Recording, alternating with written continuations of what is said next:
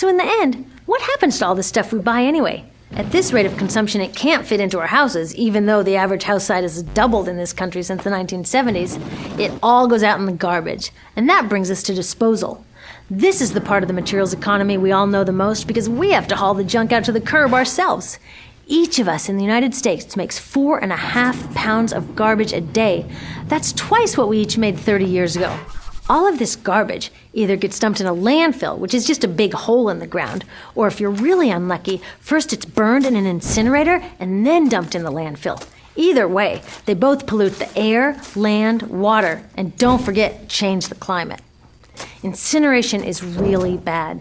Remember those toxics back in the production stage? Well, burning the garbage releases the toxics up into the air.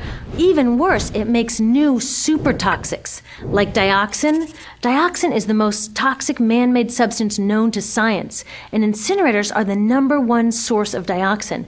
That means that we could stop the #1 source of the most toxic man-made substance known just by stopping burning the trash.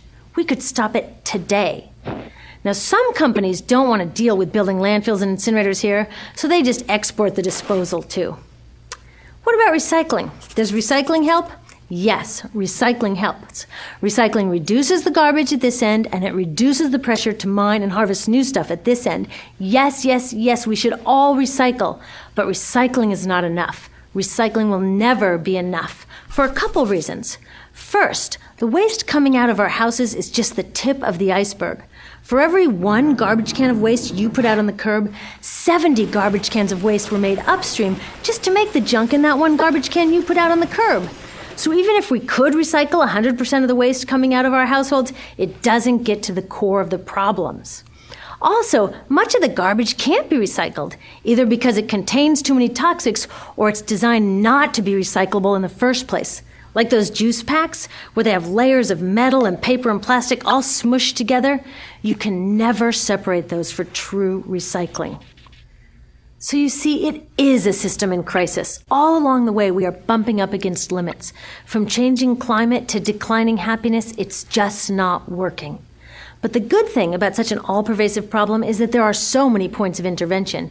There are people working here on saving forests and here on clean production, people working on labor rights and fair trade and conscious consuming and blocking landfills and incinerators, and very importantly, on taking back our government so that it really is by the people and for the people. All of this work is critically important, but things are really going to start moving when we see the connections, when we see the big picture. When people along the system get united, we can reclaim and transform this linear system into something new, a system that doesn't waste resources or people.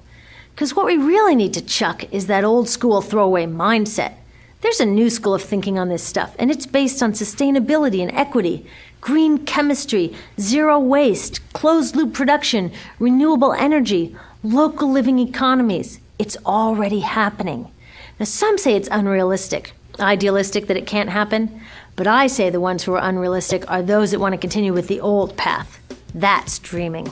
Remember, that old way didn't just happen.